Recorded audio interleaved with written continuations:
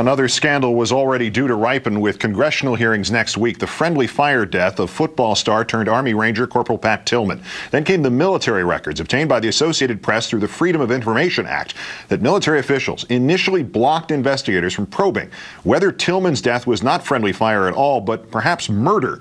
The request for a murder investigation came from Army medical examiners suspicious about the tight grouping of the 3 bullet holes in Pat Tillman's forehead. All were within a 2-inch diameter, suggesting the M16 that killed him was fired from perhaps just 30 feet away. CID, the Army's Criminal Investigation Division, refused to look into it. Only later did a criminal probe rule Tillman's death friendly fire. No evidence was found that anybody but Americans fired shots on that day, April 22, 2004, in Afghanistan. The Army knew almost immediately he had been killed by one of his own, but it did not drop its story of enemy fire until 5 weeks later, a week after Tillman's death. A top general had urged the head of Central Command to tell President Bush that Tillman might have been killed by friendly fire.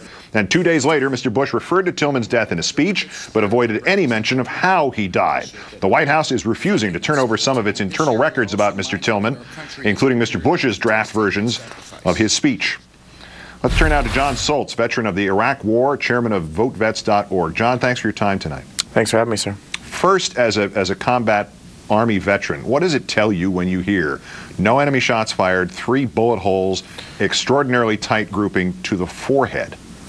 It tells me the first investigation was a lie.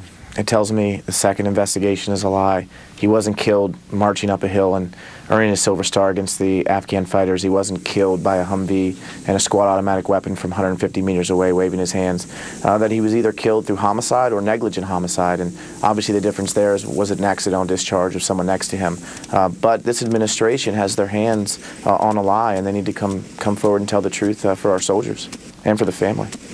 Corporal Tillman held a number of personal views that were unpopular within the context of the Bush administration, if perhaps also within the Army. He reportedly favored John Kerry in that election that year.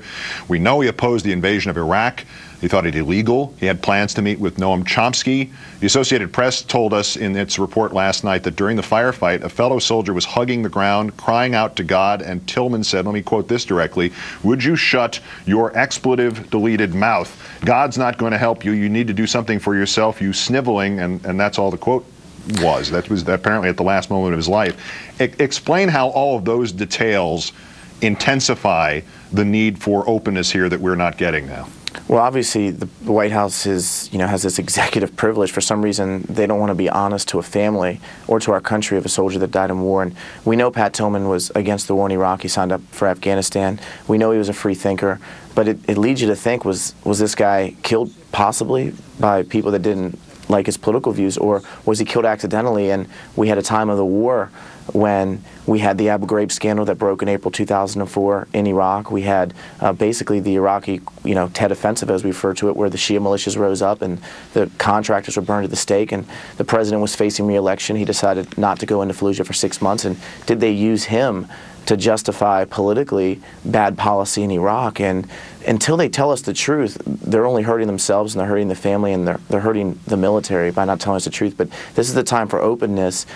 If they use them for a political ploy, the President of the United States is disgraceful.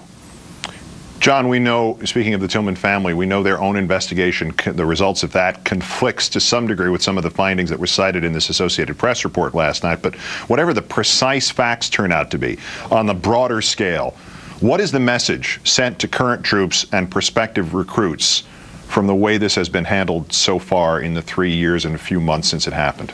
I think for the Army this is so important. I'll never forget where I was. I was in Germany. I opened up the Stars and Stripes, and I saw that an NFL football player, Pat Tillman, was going to leave the NFL, leave the pop glory of our country, and be one of us. It was just a tremendous honor.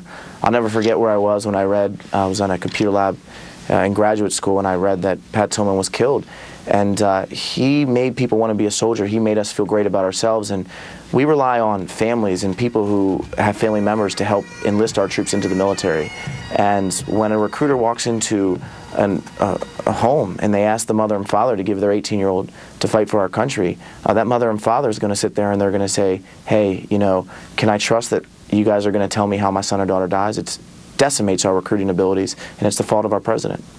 John Soltz, veteran of the Iraq War, now chairman of VoteVets.org. As always, John, great thanks for your service, and great thanks for your service here. Thanks so much. Good night.